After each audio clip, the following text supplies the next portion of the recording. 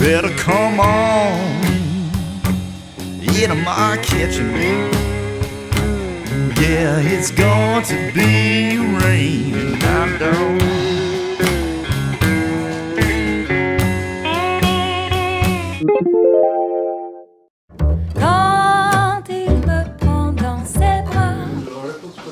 Well, we're going to ask Richard Olney all these questions and write an interview, and I acting as the American home cook, and he as an expatriate who has influenced so many American home cooks. And he wrote a book that really has affected, Paul Bertoli at Oliveto said to me last night, he said, Richard Olney's book turned around the way I thought about food. Which it's one? called Simple French Cooking. Yes. And he said it was really a redirection in the way I decided to cook. And he said, I wish you'd ask him the question, since he wrote that book, has he changed his mind about anything? And so anyway, we're So going are to you do going that. around and asking all the chefs in the area what they would ask? Well, you know, if you had a that'd be chance. kind of sort interesting of to do, take don't you? yeah. Reed Herron, that has, you know, Lulu's and Rose Pistola, is going with us. Oh, great. And Clark Wolf from New York is going. I could get a whole, You could. I could make money having a tour. You I could. think Do you it's- need a baggage handler? No, that's my job. It really, it's interesting how his name, it's very gratifying how effective he has been. And even though he has been obscured these many last years, How old is he now? he's 68. And a man named Kermit Lynch, do you know who that is? Yes, the wine distributor. Yeah. Also. Last night he was at Oliveto, and I said to him, he has a house near Richard down there, and he sees Richard all the time. And he said, when you go, don't ask him little light questions. He said he's going to want to talk. I sort of knew this anyway. He's going to want to talk about bigger things than that, and you're not going to insult him. Just ask him. So I'm all excited about it. You sure to get the oven temperatures correct. On Simple what? French food, I bring more stuff. Have you really?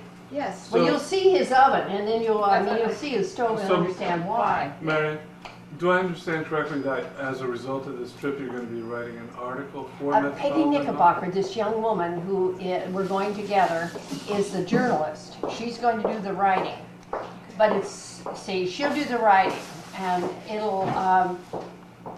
But the key here is to make it a significant inquiry. I mean. This is possibly more intellectual than Yeah, it was like that thing about authentic food that I told you about. Questions like that, because you hear that a lot. And as a matter of fact, Paul missed that boat. If there's one thing I hate, it's his, I mean, he makes his own pasta. It is, I can't stand his pasta. It's pasta very is bland. klutzy and thick and tough.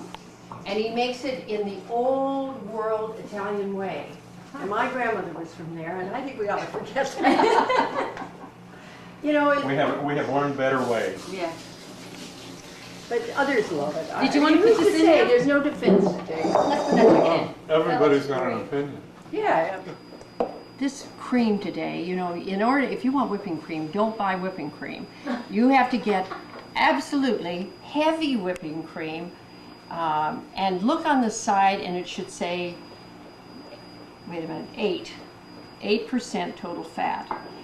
The other that is called whipping cream is 4%, and it won't whip unless you spend talk about working out instead of at the gym. And then it may never whip. I said to the guy down there ought to be a law against this. How can they call it whipping cream? Sugar or salt is a real preservative. Which reminds me, thank you, Bill, for sending me that fax about the corned Oh beef. yeah, share that. Tell them, yeah, Bill, Well, look you know, it we up. were talking about the corned beef, where corned beef came from, and so I just went on the internet and asked a couple of the cooking sites who solicit questions, and the one that responded to me is www.inquisitivecook, and there's two women out of Vancouver, British Columbia. Anyway, their response was that in olden times when they would preserve the beef, that the salt was so coarse it was the size of corn. Oh my goodness. And therefore it got shortened, or the whole process got known as corning the beef, which meant to use the super coarse salt. And that's where it came. I was thinking maybe it came from like Corning, England. I mean, it had something to do with the location. That's more You know. logical.